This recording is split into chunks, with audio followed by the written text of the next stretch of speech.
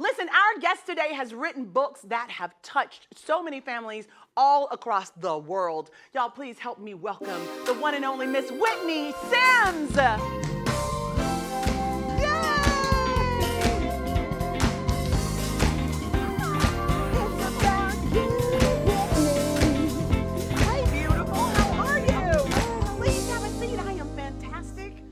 Thank you so much for joining me. Thank you for having me. It's an honor. Happy holidays. Same to you. Are you ready? Thank you. Yes. You are? I am. Do you shop in advance? I do. I don't. Yeah, I'm online. Are you? I'm team online. I don't like standing in lines at stores. Just I click, feel you. add to cart, let's go. And they come wrapped? No, they don't. Okay, that's my problem. I just wrap the box. Do you? Okay, that's good. I'm just gonna stick the box in a little bag. Y'all know that bag? Anyway, listen, that's a whole nother story. So we're gonna talk about you. Let's talk about your book, The Little Gentleman. Who inspired you to write your first children's book, The Little Gentleman? Well, The Little Gentleman was inspired by my husband and my son, Kendrick and Cairo. When Cairo was about 2 or 3 months old, I was looking for books that described, how to use manners, specifically with Black and brown characters, so he could have something to relate to. So I couldn't find any. So I just started Googling how to write a children's book. And so you just filled the void. I love it. I just filling the void. So I Googled how to self-publish a children's book, and I reached out to a friend of mine because she was in the process of publishing her book, and so she got me in touch with a writer. Oh, wonderful. And she guided me through the process, and I was able to self-publish it. That's amazing. Yeah, that's brilliant. He inspired it all. Your son and your husband. Yes. That's awesome. So what do you think needs to be changed in our young men based on this book and the way you want your son to grow up and be? I'm sure you want him to emulate his father. Yes. He's a perfect gentleman, I would imagine. I love that. And And so what do you think needs to change in the majority of the young men that we encounter that have not had that kind of love or nurturing or exposure? I think just more presence of the manners itself, more men modeling these manners. The book speaks about how to say please, how to say thank you, how to apologize if you hurt someone's feelings. So just more presence of those feelings and those emotions across the web, because social media is such a big thing and so impactful. So maybe having more of a presence, exactly. Correct. So more of a presence of that, I think will help tremendously. I agree with you. So what do you think the influence of a father is in a son's life? And do you have a comparison? So when you say this is what happens when a father is in a child's life, and then for a fact these are some of the things that happen when a man is not present in a child's life. I would say more so for relationships. As his mom, there are things that I just cannot teach him as a female.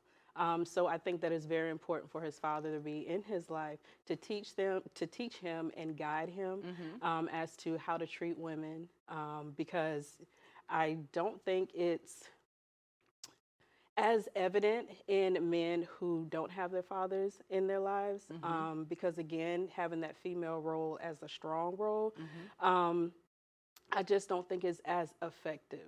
No, you're absolutely right. So having that male role in the household to teach the relationships, the respect, the kindness, gentleness, I just think is very important. Yes, I agree with you.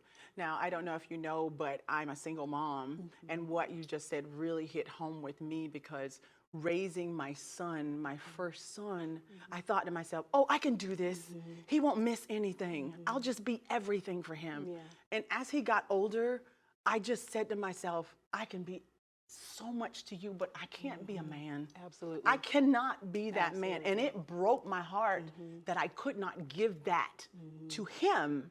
But it's so impactful in a child's life, because I had my father. My father was there. but my son didn't. And I know the difference of a man being in a child's life and not being in a child's life as well. So talk to us about Cairo's Corner. Cairo! Let me say it right! Cairo! Cairo! Your son, Cairo! Yes, my son, Cairo. Cairo's Corner, well, obviously, is inspired by Cairo. It is a early childhood education resource business that I launched last year. And it's predominantly workbooks, coloring books with affirmations for the early childhood education learner. It covers everything from phonics, phonemic awareness, numbers to 20, just those foundational educational things that they'll need for school.